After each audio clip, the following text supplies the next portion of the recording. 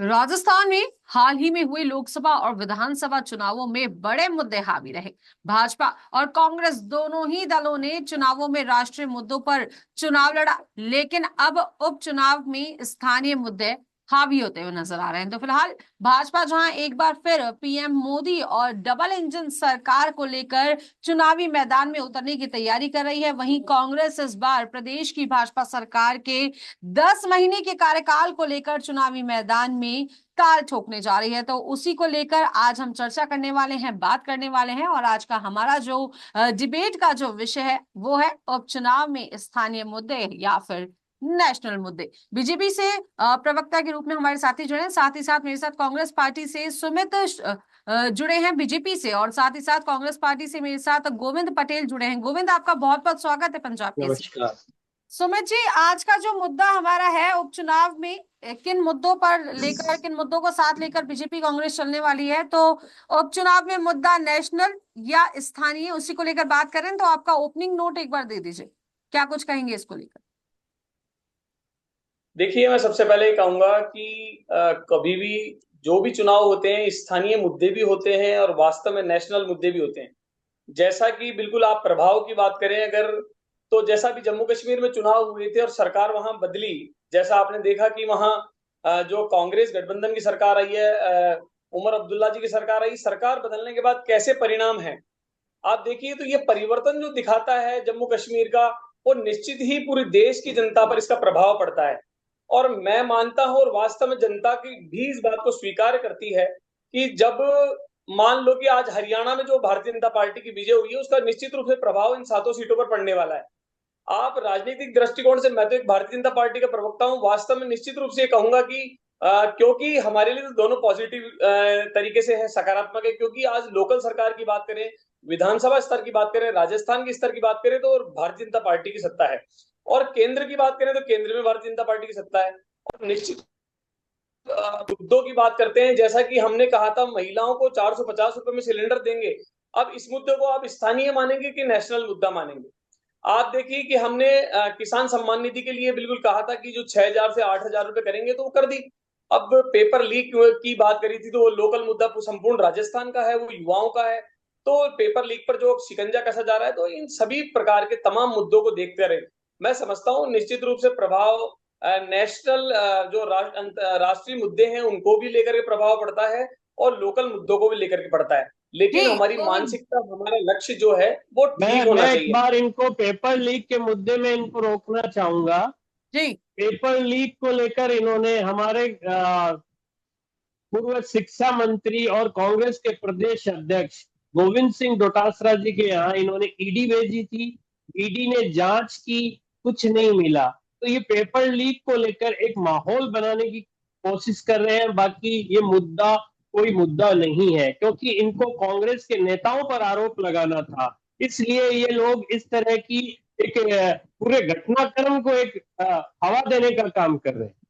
जी गोविंद, एक बार opening note आपसे जो है इस मुद्दे को लेकर लेना चाहेंगे, क्या कुछ कहेंगे, क्या कुछ मुद्दे इस बार के उपचुनावों में रहने वाले हैं। देखिए मैम, राजस्थान में पिछले 10 महीने से भाजपा की सरकार है, और 10 महीने में जिस तरह का माहौल इन लोगों ने बना रखा है, वो सरकार नहीं, एक सर्कस जिसको हम कहते हैं, वो ये चला रहे हैं। इन्होंने सरकार में आते ही सबसे पहले ये युवाओं की बात करते हैं, लेकिन इन्होंने सरकार में जैसे ही मुख्यमंत्री ने पद ग्रहण किया, उसके बाद 5,000 युवा मित्रों को इन्होंने बेरोजगार कर दिया, जो आज भी धरना प्रदर्शन लगातार कर रहे हैं। आपने देखा होगा, उन्होंने कई तरह से प्रदर्शन किया। उनकी मांग थी कि योजना का नाम बदल दीजिए, लेकिन हमें रोजगार दीजिए, क्योंकि उन्हें बेरोजगार कर दिया गया। जी लेकिन सरकार ने उनकी एक तक नहीं सुनी। दूसरे इनके मंत्री, जिस तरह से आपने देखा है, शिक्षा मंत्री ने जो बयान दिए हैं इनके मंत्री ने, वो जी बयान बड़े ही शर्मनाक है। कभी शिक्षकों को लेकर, कभी ये लोग किसी जाति विशेष को लेकर बयान देते हैं। तो ऐसे में आप मुझे बताइए कि कैसे इस तरह से जनता इनके काम को अप्रिशिएट करेगी। जी, एक एक सवाल गोविंद मेरा आपसे ये है कि देखिए 7 सीटों जी पर उपचुनाव होने हैं, लेकिन इन जी 7 सीटों में जो मुख्य जो समस्याएं हैं, देखिए अब बड़ा मुद्दा भुनाया गया जब लोकसभा चुनाव हुए, विधानसभा चुनाव हुए, राम मंदिर को लेकर बात हुई, अयोध्या को लेकर बात हुई, लेकिन स्थानीय मुद्दों पर चर्चा नहीं कर रही है बीजेपी। देखिए मैम, जो बड़े मुद्दे हैं उनको इन्होंने भुनाने की कोशिश की, लेकिन प्रदेश की जनता इतनी समझदार है कि उन्होंने इस मुद्दे को कहीं भी चुनाव में हावी नहीं होने दिया। काम सबके हैं, आपके भी हैं, मेरे भी हैं, तो वो कोई मुद्दा नहीं है। इन लोगों ने उसको हवा देने की कोशिश की, लेकिन राजस्थान की जनता इस चीज को पूरी तरह से नकार दिया, क्योंकि उन्होंने यही मैसेज दिया कि राम सबके है। और लोकसभा चुनाव में आपको पता है कि इनको जो उम्मीदें थी, उस उम्मीद पे परिणाम इनका खरा नहीं उतर पाया। और जी। मैं यही दावा कर रहा हूं फिर से कि राजस्थान में जो उपचुनाव है, उन उपचुनाव में भी इनकी एक भी सीट राजस्थान में नहीं आ रही है। हमारे जो कांग्रेस के प्रदेश अध्यक्ष हैं माननीय गोविंद डोटासरा जी, उन्होंने तो हाल ही में जो एक आपने देखा होगा, उन्होंने कहा कि इनका मोरिया जो बोलने वाला है, वो मोरिया फिर से इनका इन उपचुनाव में बोलेगा। और मैं पूरे दावे के साथ ये कह रहा हूं कि राजस्थान में फिर उपचुनाव में ये सातों की सातों सीटें कांग्रेस के झोली में रहेंगी। जी, चलिए आपने बात करी स्थानीय मुद्दों पर बीजेपी बात नहीं कर रही है, लेकिन जी दौसा या फिर ये कहें कि उपचुनाव में हमेशा से कांग्रेस का जो परफॉर्मेंस रहता है वो अभी तक काफी ज्यादा बेहतर देखने को मिला है। लेकिन दौसा, आप ही देखिए सचिन पायलट का भी गढ़ है, फिलहाल मुरारी लाल मीणा वहां से सांसद हैं, तो एक समस्या वहां पे लगातार बनी हुई है पानी को लेकर, उस पर किसी प्रकार का कोई जी। समाधान नहीं निकला है। देखिए मैम, वो स्थानीय मुद्दे हैं, उनको वहां के जो कांग्रेस के जनप्रतिनिधि है वो उन मुद्दों को लेकर काफी गंभीर है।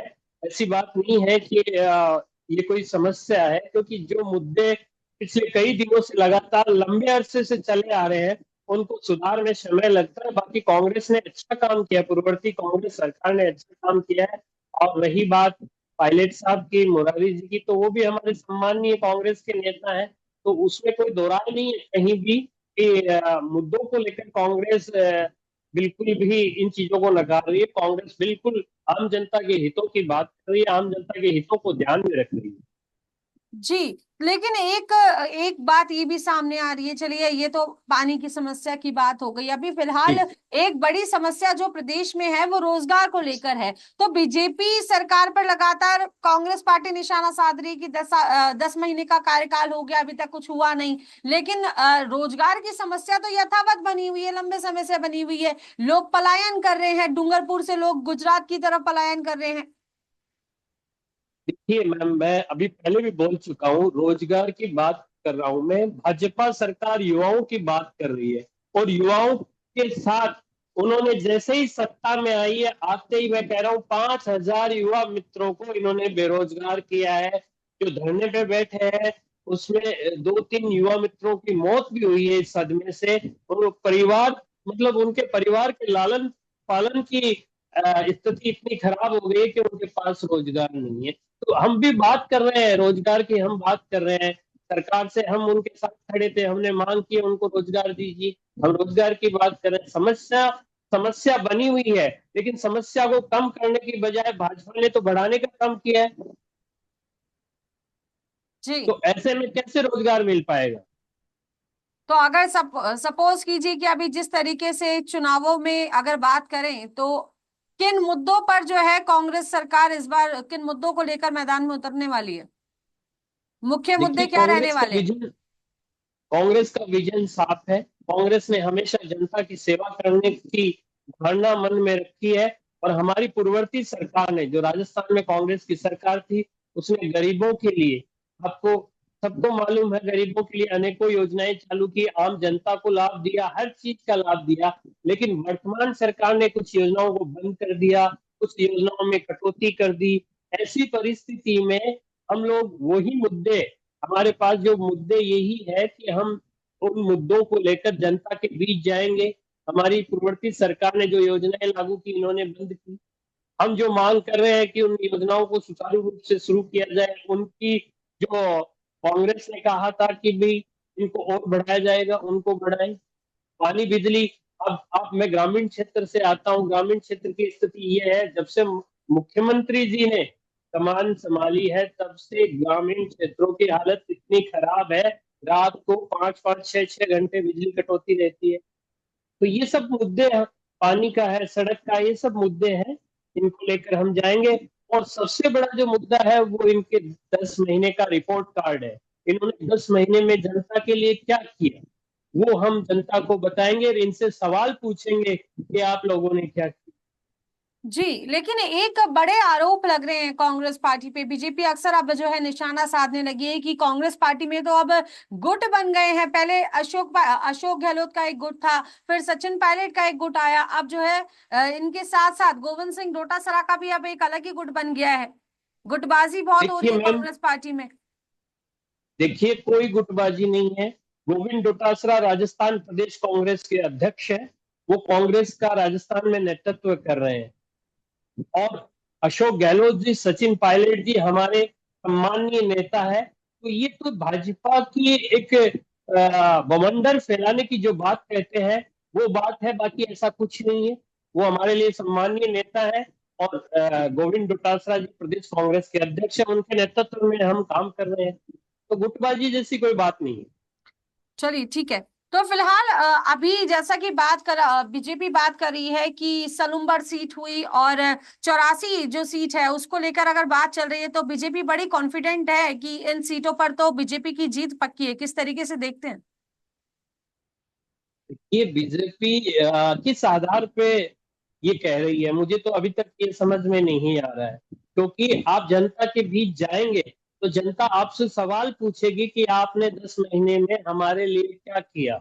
आपकी सरकार ने ऐसी कोई योजना बता दीजिए या फिर ऐसा कोई काम बता दीजिए जो आपने किया हो जिससे हम आपको दोबारा चुने या दोबारा वोट दें। उनके पास कोई ऐसा काम नहीं है जो वो बताएं कि हमने आपके लिए, जनता के लिए ये काम किया है। क्योंकि उनके पास कोई विजन ही नहीं है। मुख्यमंत्री विदेश के दौरे पर है, मंत्रियों का इनका पता नहीं है। कोई कभी इस्तीफा दे रहा है, कोई कभी कह रहा है कि मैं मंत्री नहीं हूँ, कभी कोई चिट्ठी लिख रहा है कि मैं मंत्री हूँ। तो ये एक इनका समझ में नहीं आ रहा है कि कोई जैसे हम टीवी में धारावाहिक देखते हैं उसमें जिस तरह से सस्पेंस आता है कि कभी क्या कहानी आ रही है, कभी क्या कहानी आ रही है, इनका सीन सेम वही है, वही चल रहा है। तो इनकी स्थिति कहीं भी कुछ समझ से परे है। और प्रदेश की जनता ये चीज समझ चुकी है कि ये सरकार पर्ची की सरकार है। ये पर्ची की सरकार है, दिल्ली से पर्ची आती है, उससे मुख्यमंत्री बन जाते हैं। और यहाँ अगर मुख्यमंत्री जी अपनी मर्जी से कोई आदेश जारी कर देते हैं तो दिल्ली से पर्ची आती है और वो आदेश निरस्त हो जाता है। जी तो ऐसे लेकिन में ये किस तरह से दावे कर रहे हैं, समझ के परे है। जी लेकिन हमेशा से कांग्रेस पार्टी पे आरोप लगते हुए आए हैं कि परिवारवाद चलता है यहाँ पर। और इस बार आप देखेंगे कि दौसा सीट से जो है जगमोहन मीणा को टिकट मिला है, तो कहीं ना कहीं किरोड़ी लाल मीणा को मनाने का प्रयास किया गया है। इसको किस तरीके से देखती है कांग्रेस पार्टी? ये परिवारवाद के आरोप ये लगाते हैं, लेकिन ये खुद नहीं देखते। अब आप देखिए, मुख्यमंत्री जी वसुंधरा जी है, उनके बेटे सांसद है, तो ये परिवार में नहीं है क्या? ये इनका काम सिर्फ और सिर्फ विपक्ष पर, कांग्रेस पर आरोप लगाने का काम है। ये जनता के समस्याओं को और जनता के काम करने की बजाय ये कांग्रेस पे आरोप लगाकर ये अपना एक माहौल बनाने की कोशिश कर रहे हैं। मुझे कई बार मतलब कई लोगों पर थोड़ा सा विचार करने का और वास्तव में ऐसा मन करता है कि राजनीति का चश्मा किस दृष्टिकोण से किस हद तक कांग्रेस लगाती रहेगी, कि वास्तव में राजस्थान के इतिहास में आप शुरू से आज तक उठा के देख लीजिए, इस प्रकार से पेपर लीक पर जो शिकंजा कसा है माननीय मुख्यमंत्री भजनलाल शर्मा जी के नेतृत्व में, वो आज तक राजस्थान के इतिहास में और मैं कह रहा हूं संपूर्ण देश के इतिहास में, आप देखिए अभी तक लगभग 200 उन अभ्यर्थियों की गिरफ्तारी हो चुकी है जिन्होंने स्वीकार कर लिया कि वास्तव में वो पेपर लीक करके या फिर पेपर लेकर के फर्जीवाड़े तरीके से वो नौकरी लगे थे। क्या उसको भी ये नकारेंगे? तो मुझे शर्म आती है आजकल कि जिस प्रकार राहुल गांधी जी पूरे देश में, जैसा कि उन्होंने लोकसभा के चुनाव में जनता को गुमराह किया, झूठ फैलाया कि एक आरक्षण को खत्म करने की बात को लेकर के, लेकिन जनता निश्चित रूप से वहां कहीं ना कहीं थोड़ी सी डगमगाई थी, लेकिन जनता भोली जरूर है लेकिन मूर्ख नहीं है। आदरणीय, मैं आपसे निवेदन करना चाहता हूं कि इनका झूठ कब तक चलेगा। ये जनता को लगातार झूठ बोले जा रहे हैं, लगातार झूठ बोले जा रहे हैं, और इस झूठ का परिणाम आपने देखा कि महत्वपूर्ण राज्यों के रूप में देखे जाने वाला हरियाणा, जहां पर राज्य बिल्कुल भारतीय जनता पार्टी की लगातार तीसरी बार सत्ता में काबिज हुई। आप देखिए पूर्ण बहुमत के साथ हमारे पास सुमित पिछली जी, सीटें राजस्थान की ज्यादा बात हो तो रही है। सीटें इस बार आई है। तो ये शर्म आने की बात है कि जनता विकास चाहती है, जनता सत्य की राह पर चलना चाहती है, सत्य के लक्ष्य पे जाना लेकिन चाहती है। राजस्थान के मुद्दों की बात कर, सुमित जी, अगर को राजस्थान के मुद्दों की बात करें तो राजस्थान में बीजेपी किन मुद्दों को लेकर इस बार चुनाव में उतरने वाली है? क्या प्रमुख मुद्दे होने वाले हैं? देखिए, प्रमुख मुद्दों की बात करें राजस्थान में, अगर 7 विधानसभा जो हमारे उपचुनाव होने जा रहे हैं मैं समझता हूं कि जनता निश्चित ही उन विकास के उन कार्यों पर मोहर लगाएगी जो पिछले 10 महीने में भजनलाल जी के नेतृत्व में राजस्थान में काम हुए। आप देखिए, इसको लेकर के राजस्थान के लिए मूल की बात करूं मैं, तो आप शुरू से देख लीजिए। वास्तव में अभी जैसा ईआरसीपी की बात करें तो पूर्व की कांग्रेस सत्ता ने अशोक गहलोत जी के नेतृत्व में जब ये सरकार थी 2018 से 23 में, तो इन्होंने ईआरसीपी, जहां राजस्थान एक सूखा प्रदेश के रूप में देखा जाता है और वास्तव में राजस्थान में पानी की कमी है भी, तो इसको लेकर के ईआरसीपी जो कि हमने समझौता कर लिया है मध्य प्रदेश से, बिल्कुल समझौता हो चुका है, हरियाणा से हो चुका है। तो इस प्रकार से देखो, एक सबसे बड़ा पूर्वी राजस्थान की बात करें तो ईआरसीपी का मुद्दा था। दूसरे विषय पे आप बोल रहे हैं कि क्या बात करें, हम तो बात करें बिजली को लेकर के। भजनलाल जी नेतृत्व में भी बिल्कुल हमारे मंत्री जी ने भी कहा है और भजनलाल जी भी लगातार कह रहे हैं कि बिजली के क्षेत्र में राजस्थान निश्चित रूप से 2027 तक आत्मनिर्भर बन सर, जाएगा। बिजली के क्षेत्र में सर, कहाँ अग्रणी हो जाएगा? पहले राजस्थान हमने की पूर्ण रूप स्थिति से आप वो कार्य देखिए, करने होंगे, ग्रामीणों गांव इसके की लिए स्थिति आत्मनिर्भर देखिए, बनना बिजली हमारे पांच लिए। पांच छह छह घंटे बिजली नहीं है। ये झूठ बोलने से काम नहीं चलता है। ये आप झूठ देखिए कहाँ बोल रहे हैं? प्रदेश की जनता कह रही है बिल्कुल पांच पांच छह 18 छह रुपए घंटे यूनिट बिजली की कटौती बिजली, हो रही है। 18 रुपए यूनिट की बिजली लेकर के, और आप देखिए कि जनता को 8 रुपए 9 रुपए में और फ्री की जुमलेबाजी करके किस तरीके से लूटा गया। आप जब भी तो परिणाम देखा ना आपने, 2023 में कांग्रेस का सत्ता सुपड़ा साफ कर दिया, जनता ने अभी कांग्रेस को लोकसभा में भाजपा कर दिया। अभी लोकसभा चुनाव में भाजपा के जो परिणाम आए वो आपने देखे भाजपा या को नहीं क्या देखे? परिणाम आया बताइए ना। वही राहुल गांधी वाली बात कर रहे हैं गोविंद जी आप वापस, कि 100 में नहीं, से 10 राहुल, नंबर ला करके अच्छा परिणाम है कांग्रेस का। भारतीय जनता पार्टी 2014 के बाद लगातार आपने तीसरी तो बार कहा था अब की सत्ता में बार रही है। 400 पार, क्या मुझे हुआ? पता नहीं है आपका आत्मविश्वास कहां से, आप झूठा आत्मविश्वास राहुल गांधी जी सीख के आए हैं क्या, कि झूठा आत्मविश्वास कि व्यक्ति फेल हो कांग्रेस जाता है पार्टी कह रही 99 है, की सीटें लेकर के आता है, सुमित जी, उसके कांग्रेस पार्टी बावजूद कह इतना रही है कॉन्फिडेंस, बीजेपी सरकार ये के पहले कॉन्फिडेंस साल को। इतना झूठ और कहां से आएगा मेरे समझ सुमित जी, एक लीजिए कहां सवाल से। मेरा आपसे है, सुमित जी एक सवाल मेरा जी आपसे है। बीजेपी पर लगातार आरोप लग रहे हैं कि 10 महीने का कार्यकाल बीत चुका है, रोजगार की बात आ रही है, तो बीजेपी रोजगार तो छोड़िए, लेकिन जो पहले जिन लोगों को कांग्रेस पार्टी ने रोजगार दिया था, राजीव गांधी युवा मित्र आज भी सड़कों पर प्रदर्शन कर रहे हैं, आज भी रोजगार के लिए तरस रहे हैं। 2-3 लोगों की मौत हो चुकी है, लेकिन बीजेपी सरकार सुन नहीं रही है। लगातार आरोप लग रहे हैं बीजेपी पर। और वहीं दूसरी बात करूं रोजगार को लेकर, तो अगर बात करें 84 सीट की, आप देखेंगे जितने लोग हैं डूंगरपुर क्षेत्र के, धीरे धीरे पलायन कर रहे हैं गुजरात की तरफ और आसपास के स्टेट्स में रोजगार की तलाश में। देखिए, बिल्कुल निश्चित रूप से मैंने आपको बताया था कि कोई व्यक्ति इतना बड़ा गड्ढा कर जाए कि संपूर्ण राजस्थान पर पूर्ववर्ती सरकार ने इतना कर्जा, इतनी बेरोजगारी, महिला उत्पीड़न और कई क्षेत्रों में, आप देखिए पेट्रोल में नंबर 1, इस प्रकार से राजस्थान आप देखेंगे कि संपूर्ण रूप से देश में राजस्थान की कैसी दुर्गति हो चुकी थी कि इनके नेता ही इनके खिलाफ धरने पर बैठ रहे थे। मैं पूर्व की बात करने बिल्कुल अपने विषय पे आ रहा हूं वापस। तो उन स्थितियों को वापस समान बिल्कुल समतल धरातल पे लाने के लिए भी वास्तव में परिणाम लाने में थोड़ा सा समय लगता है, लेकिन आप परिणाम भी लगातार देख रहे हैं। आप सबसे आप रोजगार की बात कर रहे हैं, माननीय मुख्यमंत्री भजनलाल शर्मा जी के नेतृत्व में लगातार सबसे पहले तो जो गलत तरीके से अनीति करके बिल्कुल जो नौकरी लगे थे, जैसा कि पेपर लीक के माध्यम से आपने देखा, तो जो लोग वास्तव में काबिल थे, जिन्होंने परीक्षा दी और वास्तव में जो बच्चे काबिल थे, जो उस नौकरी में लगने वाले थे, वो तो लगे नहीं। और जो कांग्रेस सत्ता में भ्रष्टाचार की भेंट चढ़ के और वो बच्चे नौकरी लगे, या वो शिक्षार्थी, वो अभ्यर्थी, वो उन्होंने गड़बड़ सुमित करके जी, नौकरी लगी। युवा गोविंद मित्रों के गोविंद जी कुछ सवाल कहना पर चाह रहे जवाब हैं नौकरी जी। दीजिए। नहीं लगनी जी थी, गोविंद सुमित जी जी, पूरी बात सुमित सुनिए। जी, आप युवा मैं मित्रों आपको के सवाल उनका का जवाब सवाल दीजिए। गोविंद जी कुछ पूछना कुछ चाह नहीं रहे हैं, चलता। सुमित जी सवाल गोविंद जी का कुछ है, एक बार उन्हें सुन लेते हैं। जी गोविंद जी बताइए। मैं इनसे कह रहा हूं कि युवा मित्रों की जो आपने बात की उसका जवाब दीजिए आप। रोजगार हमारी सरकार ने भी दी है और आप कह रहे हो हम भी देंगे, लेकिन पहले जो रोजगार जिनको मिल गया था उनको आपने बेरोजगार कर दिया। 5,000 परिवारों के लालन पालन को लेकर एक बड़ी समस्या आ गई है, उसके बारे में बताइए, उसके बारे में बात कीजिए आप। जी सुमित जी।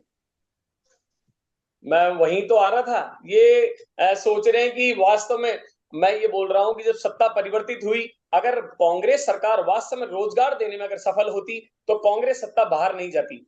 राजस्थान से इनको बाहर का मुंह क्यों दिखाया? क्योंकि इन्होंने रोजगार में ये फैल रहे महिला उत्पीड़न, मतलब समस्त क्षेत्र की बात कर रहा हूं, सभी विभागों की बात कर रहा हूं, जहां सरकारी कार्यालयों में सोना मिला करता था।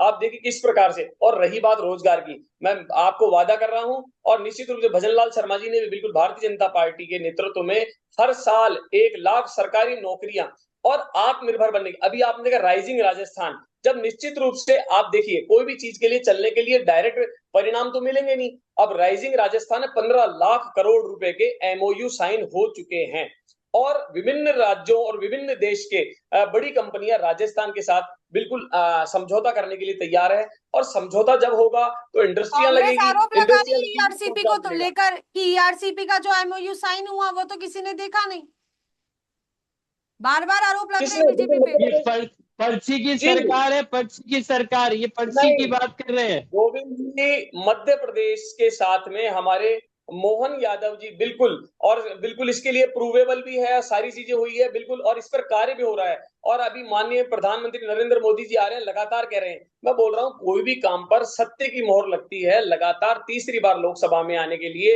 हरियाणा में तीसरी बार, और राजस्थान में जो 115 पूर्ण बहुमत के साथ जो हम सत्ता में आए हैं, वो अपने विकास के कार्यों को लेकर के आए। ये कांग्रेस की तरह झूठ बोलने की बीजेपी की आदत नहीं चलिए है। मुद्दे पे आते हैं। आपको एक मुद्दा अभी सबसे ज्यादा प्रचलन में चल रहा है, जैसा कि गोविंद जी ने भी कहा कि अभी फिलहाल राजीव गांधी युवा मित्र जो है 5,000 युवा हैं जिनके रोजगार को लेकर बात हो रही है। मेन मुद्दा है, आप देखेंगे कि प्रदेश का सबसे बड़ा मुद्दा यही है, रोजगार। तो 5,000 युवा मित्रों को लेकर बीजेपी सरकार क्या सोच रही है? क्या कुछ काम होगा? क्या कुछ उसका समाधान निकल पाएगा? देखिए, समाधान तो सिर्फ 5,000 का नहीं, 5 लाख का भी निकलने की तैयारी है। क्योंकि हमारी मानसिकता सिर्फ राजीव गांधी युवा मित्रों की ही नहीं, देश के और राज्य के संपूर्ण युवाओं, उन सभी युवाओं को, बेरोजगारों के लिए लगातार उसके लिए प्रयासरत है। और इसी को लेकर के हम लगातार जो राइजिंग राजस्थान और लगातार जो विदेशों से हमारी बड़ी कंपनियों के साथ में जो एमओयू हो रहा है, निश्चित ही उससे हमको रोजगार भी मिलेगा, और राजस्थान आत्मविश्वास की ओर बढ़ते हुए स्वावलंबी और आत्मनिर्भर बनने की ओर अग्रसर होगा। जी, तो चलिए फिलहाल जी एक बार क्लोजिंग नोट ले लेते हैं हम लोग। गोविंद जी आपसे क्लोजिंग नोट लेना चाहेंगे, क्या कुछ कहेंगे पूरे मामले को लेकर, क्योंकि समय का थोड़ा अभाव है, क्लोजिंग नोट ले लेते हैं। देखिए, मैं बताना चाहता हूं, भाजपा के पास प्रदेश के लिए ना तो विजन है और ना ही मिशन है। इन्होंने सिर्फ और सिर्फ मोदी जी का चेहरा दिखाकर चुनाव लड़ा है, और वही बात ये मेरे साथी प्रवक्ता भाजपा के कह रहे हैं फिर से।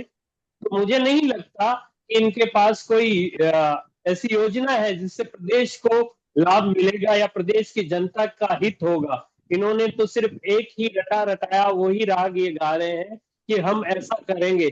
10 महीने का रिपोर्ट कार्ड आपने देखा है, पूरे प्रदेश की जनता ने देखा है इन्होंने क्या किया है। तो ऐसे में कहीं से भी जनता इनको अपना मत देकर कहीं से भी जिताने की इच्छुक नहीं है।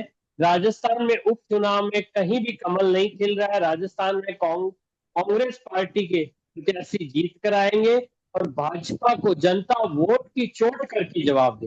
जी, क्या कुछ कहेंगे सुमित? जी जी बिल्कुल, जी, क्लोजिंग मैं नोट में आपको क्या अंत कुछ में यही कहेंगे? कहना चाहूंगा। बिल्कुल, मैं अंत में आपको यही कहना चाहूंगा कि भारतीय जनता पार्टी एक अनुशासित पार्टी है, और जैसा कहती है अपनी बात से बिल्कुल अडिग रहती है, और अपनी जो बात जबान देती है या मैनिफेस्टो में हमने कहा था उसको पूर्ण रूप से करने के लिए लगातार हम कटिबद्ध हैं, प्रयासरत हैं। और आप देखिए कि पिछले 10 महीने के कार्यकाल में जो विकास की गई है माननीय मुख्यमंत्री भजनलाल शर्मा जी के नेतृत्व में, आप देखेंगे कि आप चाहे युवाओं की रोजगार की बात करें, चाहे महिलाओं की सुरक्षा की बात करें, या फिर हम आत्मनिर्भरता की और जल की इसकी बात करें, पूर्वी राजस्थानी ईआरसीपी की बात करें, बिजली में हम आत्मनिर्भर बनने की बात करें, और तमाम राज्य के बड़े मुद्दे जो कि लगातार हम जो प्रयासरत हैं, आप देखिए कि इन सभी मुद्दों को, विकास के मुद्दों को लेकर के भारतीय जनता पार्टी आगे जाएगी, और इसी विकास के दम पर निश्चित ही हम राजस्थान में उपचुनाव में 7 की 7 सीटें भारतीय जनता पार्टी के बिल्कुल झोली में आने वाली है, क्योंकि यहाँ हमने विकास के कार्य किए हैं। आप देखिए लगातार इन्होंने गठबंधन किया। आप गठबंधन की बात करें तो ये गठबंधन को जी एक तरीके से दो दृष्टिकोण से देख रहे हैं।